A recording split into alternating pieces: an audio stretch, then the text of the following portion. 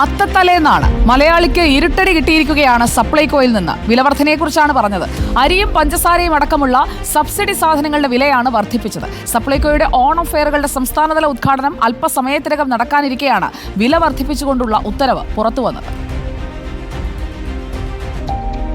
ഓണത്തിന് ദിവസങ്ങൾ മാത്രം ബാക്കി നിൽക്കെയാണ് മലയാളിക്ക് സപ്ലൈകോയുടെ ഓണസമ്മാനം എത്തിയിരിക്കുന്നത്. അരിയും പഞ്ചസാരയും അടക്കം സബ്സിഡി സാധനങ്ങൾക്ക് വില കൂട്ടി ഇരുട്ടടി പോലൊരു ഓണസമ്മാനം.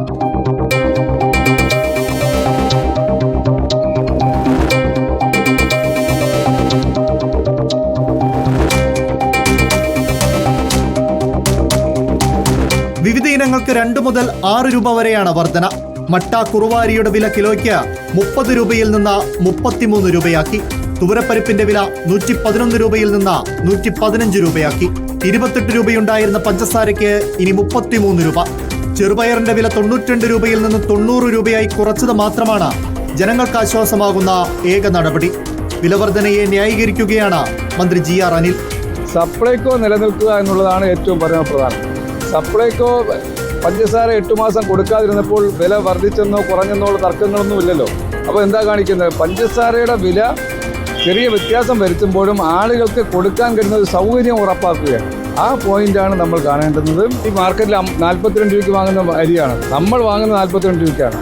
അതാണ് 31 രൂപയ്ക്ക് 32 രൂപയ്ക്ക് കൊടുക്കുന്നത്. അപ്പോൾ സ്വാഭാവികമായും ഇതുപോലെ ഉൽപ്പന്നങ്ങൾക്ക് 5-4 മാസം കഴിയുമ്പോൾ ചെറിയ ചില ക്രമീകരണങ്ങൾ.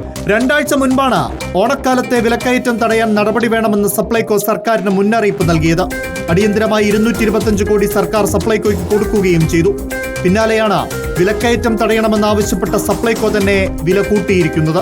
പൊതുവിപണിയിലെ വിലമാറ്റത്തിന് ആനുപാതികമായിട്ടാണ് സപ്ലൈകോയിലെയും വർധനയെന്നാണ് അധികൃതരുടെ വിശദീകരണം.